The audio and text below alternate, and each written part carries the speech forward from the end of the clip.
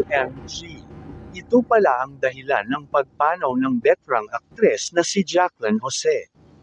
Hindi nga makapaniwala ang mga netizen sa nangyari panoorin sa bidyong ito.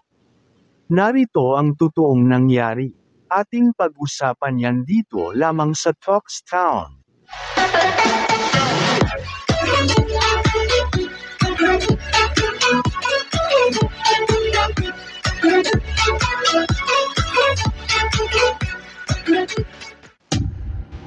Nakakagulat nga ang balitang bumulaga sa mga netizens kagabi lamang March 3, 2024.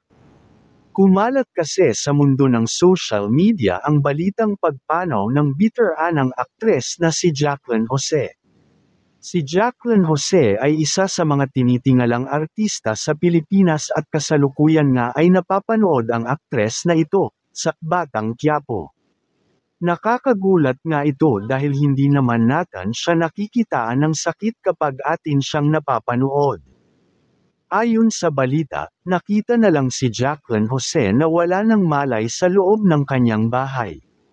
Nung una nga ay hindi pa alam ang dahilan ng kanyang pagpanaw. Kalaunan nga ay napag-alaman na si Jacqueline Jose pala ay inatake sa puso. Maraming netizens nga ang hindi makapaniwala. Marami ang nagluluksa ngayon sa kanyang pamamaalam. Maraming mga palabas sa telebisyon at sa mga sinihan ang nagawa ni Jacqueline Jose, kaya naman kilalang kilala ito ng mga netizens. Isa siya sa tinitingalang artista sa mundo ng showbiz.